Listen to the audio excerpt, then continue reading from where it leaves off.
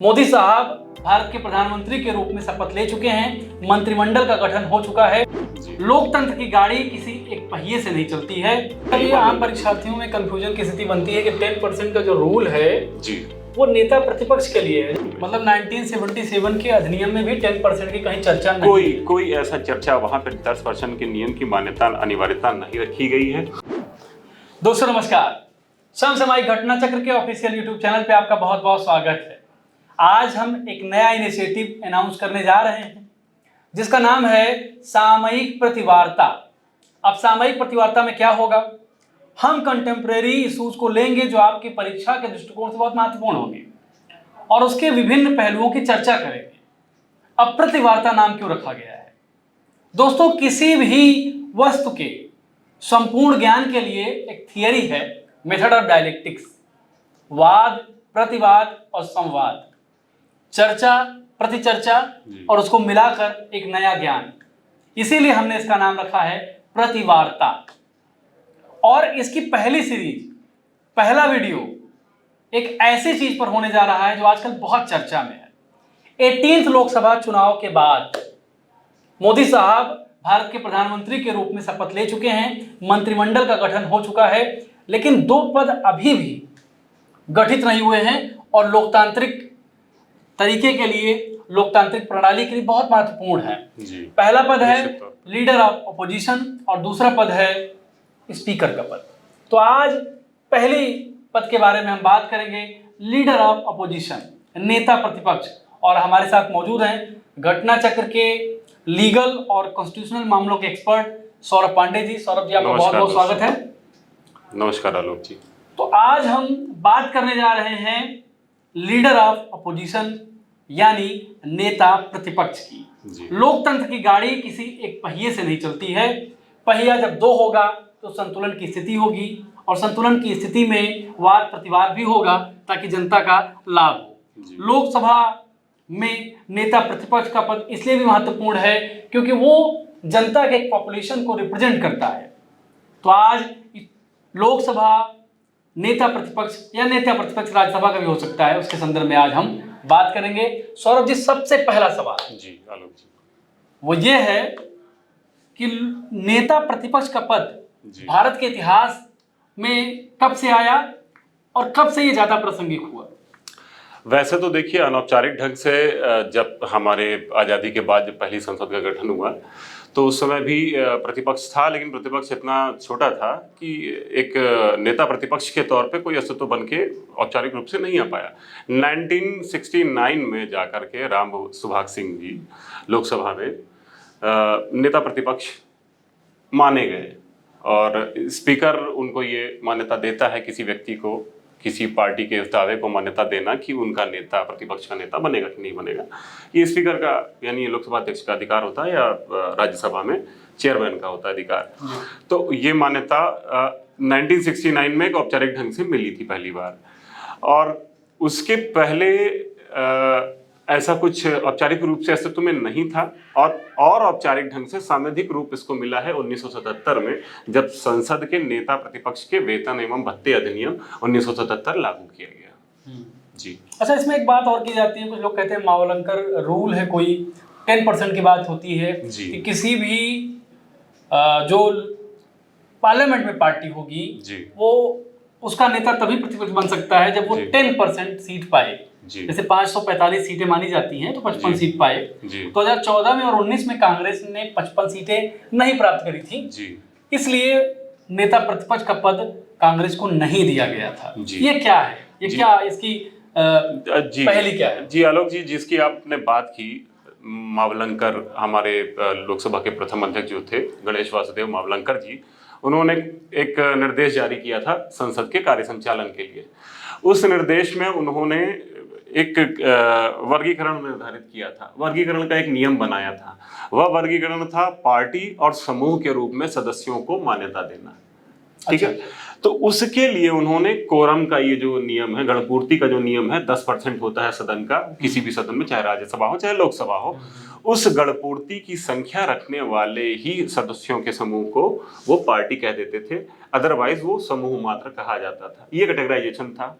और ये वर्गीकरण किया इसलिए गया था कि संसद में जितनी सुविधाएं विभिन्न दलों को, वर्गों को, सदस्यों के और विभिन्न प्रकार के आवंटन किए जाते हैं, उन आवंटनों की प्रशासनिक सुविधा हेतु ये निर्देश जारी किए गए थे लोकसभा अध्यक्ष द्वारा। उस समय प्रतिपक्ष के लिए नहीं जारी किया गया, इन नेता प्रतिपक्ष के लिए नहीं जारी किया गया था, ये संसद में उपस्थित संसद के सदस्यों के मान्यता से संबंधित था कि कौन पार्टी के रूप में, एक दल के रूप में मान्यता प्राप्त करता है और कौन एक समूह के रूप में मान्यता प्राप्त करता है। ये कैटेगराइजेशन केवल, जैसा कि मैंने बताया, कि प्रशासनिक सुलभता के लिए ये किया गया था, स्थानों सीटों के आवंटन के लिए सदन में और विभिन्न प्रकार के संसाधनों के आवंटन हेतु ये नियम बनाया गया था।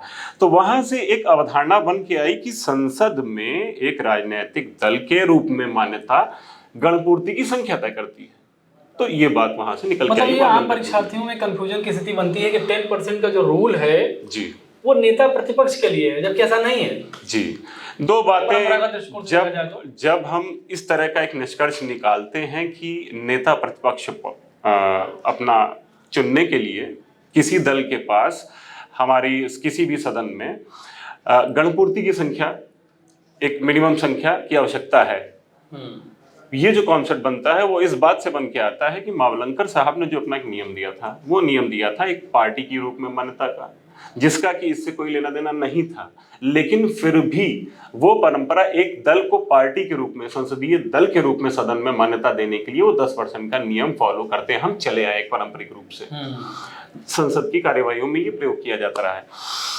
वास्तव में सांविधिक रूप से जो दर्जा मिला है नेता प्रतिपक्ष को 1977 में जिस अधिनियम की हम लोगों ने चर्चा की, वो वेतन एवं भत्ते निर्धारण करता है और विभिन्न प्रकार के दायित्व और भूमिकाएं तय करता है नेता प्रतिपक्ष की।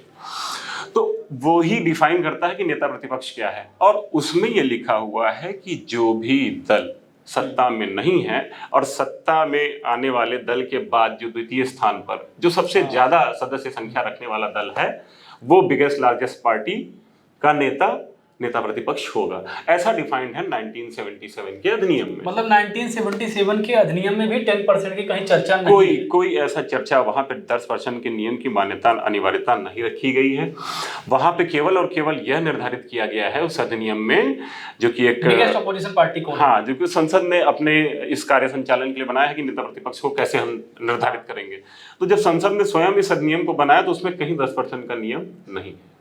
अगर 10% का नियम नहीं है तो 2014 में जब स्पीकर सुमित्रा महाजन के पास प्रस्ताव गया कि Congress was the second biggest largest party, 44 सीटों के साथ थी जी, तो उन्होंने कांग्रेस को नेता प्रतिपक्ष का दर्जा क्यों नहीं दिया? देखिए, यहाँ पे दो बातें आती हैं। जब हम प्रावधान पढ़ते हैं आपके उस सांविधिक दर्जा देने वाले अधिनियम का, जो 1977 का अधिनियम है, तो उसमें हम ये पाएंगे कि लोकसभा अध्यक्ष या राज्यसभा अध्यक्ष को मान्यता देने का अधिकार है। अच्छा, उसमें है ये। हाँ, मान्यता देने का अधिकार है, वो मान्यता देगा। लेकिन जो सदन का जो प्रिसाइडिंग ऑफिसर है, जो अध्यक्ष है, उसका काम ये है कि वो मान्यता देगा कानून से बंद कर। उसको पूरा विवेकाधिकार नहीं है कि उसकी पूरी तरह से विवेकाधीन है, ऐसा नहीं है। विवेकाधीन पूर्णतः नहीं है। जैसा कि हमने बताया कि उस अधिनियम में ये उल्लेख है कि जो भी बड़ा दल होगा, सबसे बड़ा दल जो कि सत्ता का हिस्सा नहीं है, उसका नेता प्रतिपक्ष कौन निर्धारित करेगा? सदन का अध्यक्ष निर्धारित करेगा। सदन का अध्यक्ष क्यों निर्धारित करेगा? फिर ये अधिनियम में लिखने की आवश्यकता क्यों पड़ गई? वो इसलिए पड़ गई क्योंकि जो परिपाटी रखी गई कि सदन का सबसे बड़ा दल है, वो सदन का सबसे बड़ा दल होना ये मुहर लगाता है अध्यक्ष, सदन का जो अध्यक्ष है। मान लीजिए उस स्थिति में जब सदन में विपक्षी दलों में 2, 3 दल, 4 दल ऐसे हो जाए जिनकी समान संख्या हो, जो सेकंड ग्रेटेस्ट नंबर है, लेकिन उस स्थिति में उन लोगों में से जो सबसे उपयुक्त अध्यक्ष को, सदन के अध्यक्ष को, प्रिसाइडिंग ऑफिसर को लगता है, उसको वो रिकॉग्निशन दे सकता है, उसको वो मान्यता दे सकता है नेता प्रतिपक्ष की। तो ये जहां तक प्रतिपक्ष की बात है, और उसके संदर्भ में सदन के प्रिसाइडिंग ऑफिसर के विवेकाधिकार की बात है, तो वो ये आती है। विवेकाधिकार ऐसा मतलब एब्स्ट्रैक्ट नहीं है कि उस पर कोई लगाम ही नहीं है। नहीं, मेरा ये पूछना है कि 2014 की जब मैं बात कर रहा था तो सुमित्रा महाजन ने जब डिनाई किया कि कांग्रेस पार्टी को नेता प्रतिपक्ष का पद नहीं मिलेगा, जी, तो व्हाट वर द ग्राउंड्स? उनके आधार ये थे कि पूर्व में भी आज जिस दल के लोग नेता प्रतिपक्ष की मान्यता प्राप्त करने के लिए प्रयासरत हैं, जो उस वक्त थे, या आज भी जो दल है, आप जानते हैं जी, भारतीय राष्ट्रीय कांग्रेस, तो उनका उदाहरण भी ये रहा है, उन्होंने भी ऐसा किया है। और उससे बढ़कर अगर बात की जाए, जो उनका ग्राउंड था वो एक लर्नेड महिला है, और उनका जो ग्राउंड था वो ये था कि इसके पहले भी जो मान्यताएं चली आ रही, जो परंपरा चली आ रही है, हमारे प्रथम लोकसभा अध्यक्ष गणेश वासुदेव मावलंकर द्वारा बनाया गया जो नियम था मावलंकर रूल, कि उन्होंने कहा था कि संसदीय दल के रूप में मान्यता हम 10% की सदस्य संख्या रखने वाले दल को ही देंगे। संसदीय दल के रूप में अगर नहीं देंगे तो फिर कैसे उनको नेता प्रतिपक्ष बनाया जाएगा? हाँ, तो सुप्रीम कोर्ट में मामला गया जी, सुप्रीम कोर्ट में, जैसे कि आपने कहा, सुप्रीम कोर्ट में जब मामला गया तो सुप्रीम कोर्ट ने इस मामले को सिरे से नकार दिया, स्वीकार करने से, सुनने से। वो इसलिए क्योंकि सदन की कार्यवाहियों में संसद आपकी न्यायपालिका का कोई रोल नहीं हो सकता, इसीलिए उन्होंने उससे अपने आप को बाहर रखा। हाँ, एक प्रश्न यहाँ पे ये बनता है कि जब सांविधिक रूप से नेता प्रतिपक्ष के लिए उस अधिनियम जो बनाया गया, उस अधिनियम में जो कि नेता प्रतिपक्ष को परिभाषित भी करता है, उस अधिनियम में कहीं भी इस आवश्यकता का कोई उल्लेख नहीं है।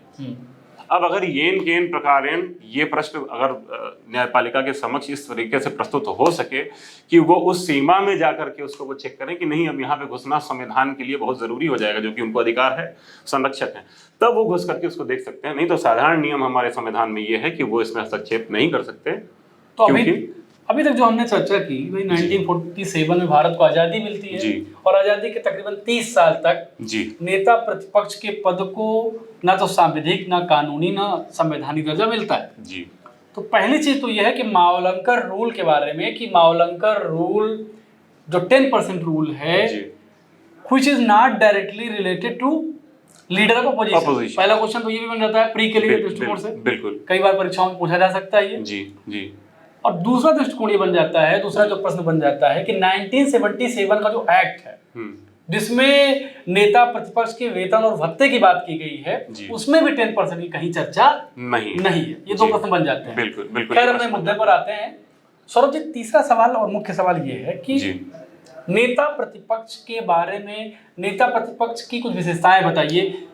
इसका पद कैसे होता है, किसके समकक्ष होता है, वेतन और भत्ते कैसे इसके डिसाइड होते हैं? जी, तो इसकी पूरी भूमिका और इस पूरे पद की परिभाषा हमें 1977 के अधिनियम से मिलती है।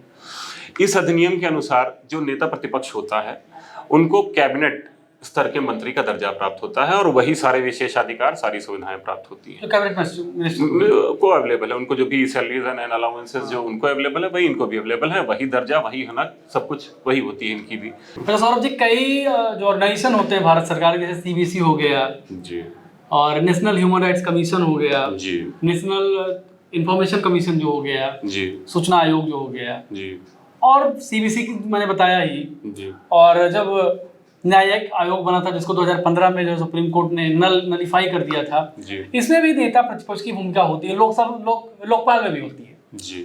तो ये दृष्टिकोण से इसका क्या महत्व है?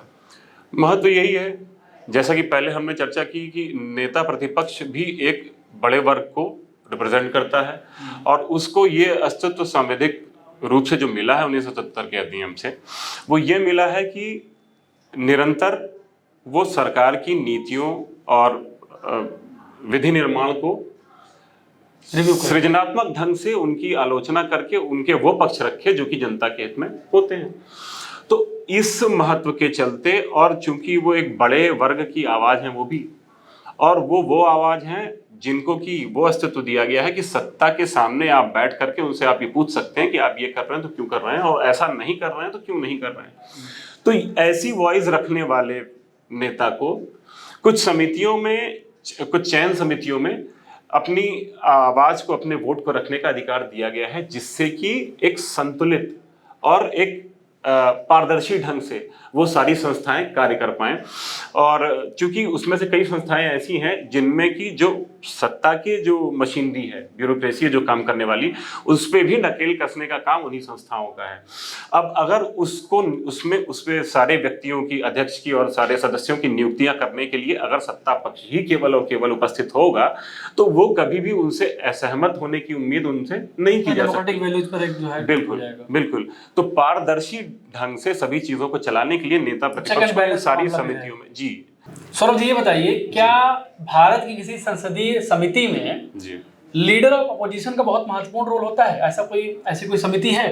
ये इस पे विशेष तौर पे कई बार प्रश्न भी आते रहे हैं और अभी हाल में फिर चर्चा में है, तो इस पे मुख्य परीक्षा में और प्रारंभिक परीक्षा में फिर इससे प्रश्न आ सकते हैं। अक्टूबर में होने जा रहे हैं, उसमें आने की संभावना है। जी, संसद की एक बहुत ही महत्वपूर्ण समिति है जिसका नाम है लोक लेखा समिति, जिसे इंग्लिश में कहते हैं public accounts committee. Public accounts committee जी। तो जी 1977 के बाद से एक ऐसी परंपरा बनी है, एक ऐसी मान्यता बनी है जिसके तहत लोक लेखा समिति का जो अध्यक्ष होता है वो आपका नेता प्रतिपक्ष ही होता है। क्यों? क्योंकि लोक लेखा समिति का काम है कंट्रोलर और जो हमारे भारत के नियंत्रक महालेखा परीक्षक हैं, वो जब अपनी रिपोर्ट राष्ट्रपति के समक्ष रखते हैं तो राष्ट्रपति उसको संसद के पटल पर रखता है और राष्ट्रपति महोदय जब संसद के पटल पर उसको रखते हैं तो संसदीय समिति, ये वही संसदीय समिति है जो इस रिपोर्ट की समीक्षा करती है, उसका विश्लेषण करती है, उसकी आलोचना करती है और ये निकालती है कि सरकार ने किस तरह से काम किया है, निष्कर्ष निकालती है। वित्तीय अनियमितता तो नहीं है। जी। तो इन सारी वित्तीय सुरक्षाओं के लिए अगर इतनी महत्वपूर्ण कोई समिति है और उसमें अगर नेता प्रतिपक्ष को उसका अध्यक्ष बनाया गया है तो वो अपने आप में उसके महत्व को बताता है और इसलिए ये सारे बिंदु नेता प्रतिपक्ष से संबंधित जितने प्रश्न आते हैं उनमें ही महत्व रखते हैं। मतलब ये भी सवाल बन सकता है कि भाई कौन सी कमेटी है जिसका अध्यक्ष नेता प्रतिपक्ष होता है। बिल्कुल। और ये बहुत बेनिफिशियल है डेमोक्रेटिक भावना के लिए भी, एक डेमोक्रेटिक सेटअप के लिए भी, कि अगर नेता प्रतिपक्ष है जो एक बड़ी आबादी को रिप्रेजेंट कर रहा है तो उस आबादी को ये कभी भान ना हो जी कि मतलब वो जो है उसने विपक्ष को वोटिंग की। ये पारदर्शिता के लिए और निष्पक्षता के लिए, निष्कलंकता के लिए, ये सारी चीजों के लिए जो हमारे लोकतंत्र के लिए आवश्यक है, ये सभी चीजें उनके लिए नेता प्रतिपक्ष का पद इसीलिए महत्वपूर्ण है क्योंकि सदन के अंदर विधायन में और सदन के बाहर कार्यपालिका के कार्यान्वयन में हर जगह नेता प्रतिपक्ष की महत्व को इस प्रकार से समझा जा सकता है कि उनको वॉइस मिली है कि वो जगह जगह पे अपनी बातों को उठा पाए, चाहे वो सदन सरकार का चेक एंड बैलेंस लगातार करते हैं। बिल्कुल। सौरभ जी एक और महत्वपूर्ण सवाल, थोड़ा ग्लोबल पर्सपेक्टिव में अगर हम जाएं जी तो ब्रिटेन में शैडो कैबिनेट का चलन है जी। तो जो ब्रिटेन का शैडो कैबिनेट है जी और भारत का नेता प्रतिपक्ष जी, इसके बारे में थोड़ा चर्चा करिए, थोड़ा बताइए। ब्रिटेन की जो ब्रिटिश संसदीय प्रणाली है, इसी प्रणाली को हमने अपने यहाँ संसदीय प्रणाली के तौर पे जी उसको स्वीकार किया है। वेस्टमिंस्टर मॉडल भी उसे कहते हैं। अब इस संसदीय प्रणाली में नेता प्रतिपक्ष का पद एक संवैधानिक पद के तौर पे वहाँ पे स्वीकार किया गया है और इतना ही नहीं, वो जो नेता प्रतिपक्ष होता है, हमारे यहाँ नेता प्रतिपक्षी बोलते हैं, लीडर ऑफ अपोजिशन बोलते हैं, वहाँ उनको छाया प्रधानमंत्री बोलते हैं, शैडो प्राइम मिनिस्टर। और उनका मंत्रिमंडल भी एक होता है अपना, जो मुख्य सत्ता दल का मंत्रिमंडल है, जो सत्ता का शासक वर्ग का जो मंत्रिमंडल है, उस मंत्रिमंडल के प्रतिछाया के रूप में एक शैडो कैबिनेट होता है। हर मंत्री के अपोजिट एक शैडो मिनिस्टर होता है और इसके दो काम हैं, दो उद्देश्यों से वहां पे इन चीजों को अपनाया गया था। पहला उद्देश्य ये है कि एक ऐसी वैकल्पिक सरकार की व्यवस्था पूरे जो प्रमुख मुख्य रूप से जो सरकार के तौर पे काम कर रही है, जो दल या जो भी लोगों का समूह, जो भी मंत्रिमंडल जो आपका कार्य कर रहा है, तो उनके विकल्प के रूप में एक मंत्रिमंडल उपस्थित होगा। अगर वो सत्ता, जो कि भी सत्ता में है, जो दल, जो लोग, वो अगर सत्ता अस्थिर होती है और सत्ता गिर जाती है, सरकार गिर जाती है, तो ये जो शैडो कैबिनेट है और जो शैडो प्राइम मिनिस्टर, ये पूरी तरीके से, चूंकि कार्य संचालन पे वो ध्यान रख रहे हैं, उनका काम, उनका दायित्व है कि उन सारे जिन जिन विभागों से, मंत्रालयों से वो जुड़े हुए मंत्री हैं, वो उन पर नजर रखें कि क्या पॉलिसीज लागू की जा रही हैं, क्या विधायन किए जा रहे हैं, क्या आवश्यकताएं हैं और क्या अतिरेक हो रहा है, इन सारी चीजों पर नजर। अच्छा, इससे एक चीज और नहीं पता चलती, जैसे जो शैडो कैबिनेट होती है, उसकी कार्य प्रणाली है जी, जब एक मंत्री है, मान लीजिए उसका कोई शैडो मिनिस्टर है जी, जब उसके पूरे, पहली बात तो दो काम करेगा जी। पहला तो ये करेगा कि वो जो है उसके काम को देखेगा, उसको क्रिटिसाइज करेगा कि हाँ आप गलत हैं जी। दूसरी बात, उसको एक वैकल्पिक व्यवस्था भी बताएगा कि हम अगर हम सत्ता में आए जी, तो हम ये काम करेंगे। तो क्या इससे एक और मैसेज नहीं जाता है, जैसे भाई डेमोक्रेसी में democracy is for the people, of the people, by the people. जी। तो क्या ये एक मैसेज जाता नहीं है जनता में कि भैया हम जो है ये काम कर रहे हैं जी। और आप विपक्ष के रूप में देखते रहिए कि हम अगर सत्ता में आते हैं तो हम ये काम करेंगे। इससे जनता भी पॉलिटिकली एनरिच होती है, कॉन्शियस होती है और लगातार जो है बनी रहती है। बिल्कुल। किसी भी शासन को, किसी भी शासन करने वाले समूह को अगर बिल्कुल ही बिना किसी आवाज को सामना किए अगर उनको कार्य करने की क्षमता दे दी जाए तो फिर वो मनमाने ढंग से कार्य करते हैं। और लोकतंत्र और जो हमारा संविधान है वो मनमाने ढंग से काम करने की व्यवस्था को बिल्कुल भी प्रश्रय नहीं देता है, इसका उपबंध नहीं करता है। और लोकतंत्र की ये बहुत ही मूलभूत आवश्यकता है कि निष्पक्षता से और पारदर्शिता से सारे काम होने चाहिए। तो उसमें नेता प्रतिपक्ष का एक बहुत ही महत्वपूर्ण रोल रहा है। तो जैसा कि हमने पहले कहा कि ब्रिटिश संसदीय प्रणाली में एक और तो ये कि एक वैकल्पिक सरकार की सुविधा उपलब्ध कराने के लिए एक छाया मंत्रिमंडल होता है, क्योंकि जो भी दल सत्ता में है उस सरकार के गिरने के बाद जो दल सबसे ज्यादा बहुमत रखता है वही दल शैडो प्राइम मिनिस्टर और शैडो कैबिनेट की तरह अस्तित्व में आता है। तो जैसे ही वो सत्ता दल का शासन समाप्त हो जाएगा और सत्ता गिर जाती है तो ये जो दूसरा आपका छाया मंत्रिमंडल है, छाया प्रधानमंत्री है, वो सरकार के तौर पे, शासन के तौर पे काम करने के लिए तत्पर होते हैं। एक ये बात हो गई। दूसरी बात जो हम लोगों ने कही कि विधायन से लेकर के नीतियों के कार्यान्वयन तक इन सारी चीजों पर नजर रखने के लिए और उस पर सृजनात्मक आलोचना, वैकल्पिक विधायन, वैकल्पिक नीतियां, और जो अगर वैकल्पिक नीतियां, वैकल्पिक विधायन नहीं तो जो उपस्थित नीतियां और विधायन जो कि सत्ता पक्ष द्वारा या किसी भी द्वारा रखा गया है उसका एक अच्छे से मूल्यांकन करना ये उनका दायित्व होता है। और इसी महत्व को समझते हुए नेता प्रतिपक्ष को संवैधानिक दर्जा दिया गया और आज इतना महत्व हो गया है कि पीएसी जैसी कमेटी में उनको अध्यक्ष बनाया गया। तो तमाम महत्वपूर्ण चीजें हैं नेता प्रतिपक्ष से जुड़ी हुई जिन पे कि प्रश्न बनने की संभावना अब काफी बढ़ गई है, क्योंकि हमारे देश में अभी होने वाले जो लोकसभा चुनाव हैं जो अभी हाल ही में संपन्न हुए हैं उसके बाद हमारे देश को 10 साल बाद एक नेता प्रतिपक्ष मिल रहा है। तो इसलिए इसका महत्व बहुत ज्यादा 2024 में होने वाले हर एग्जाम में नेता प्रतिपक्ष का मामला बहुत इंपॉर्टेंट बिल्कुल महत्व रखता है। बिल्कुल बीसीएस होने जा रहा है, आरओ की एग्जाम है, आईएएस का मेंस है जी। तो ये सारी चीजों को देखते हुए हम कह सकते हैं और ये एक ऐसा टॉपिक है जिसमें ऑब्जेक्टिव और सब्जेक्टिव हर प्रकार के प्रश्नों का दोनों बनता है। बिल्कुल बनेंगे सवाल। और मैं एडिटर साहब से कहूंगा जो सवाल यहाँ पे लगा भी दे ताकि छात्र जो है उससे दो चार हो जाए, देख पाए। तो कुल मिला के नेता प्रतिपक्ष लोकतंत्र के लिए बहुत महत्वपूर्ण पद है जी, और लोकतंत्र के लिए भी, आपके एग्जाम के लिए भी जी। और लोकतंत्र की गाड़ी, लोकतंत्र हमारी संवैधानिक व्यवस्था में जो भी हमारा संविधान है उसमें लोकतंत्र की जो अवधारणा है वो इतनी ज्यादा मूलभूत रूप से उसके मूल संरचना में जुड़ी हुई है कि ये सारी चीजें महत्व रखती हैं कि परीक्षा में उनका औचित्य बना रहेगा। तो ये था हमारा पहला वीडियो जो लीडर ऑफ अपोजिशन यानी नेता प्रतिपक्ष पर आधारित था।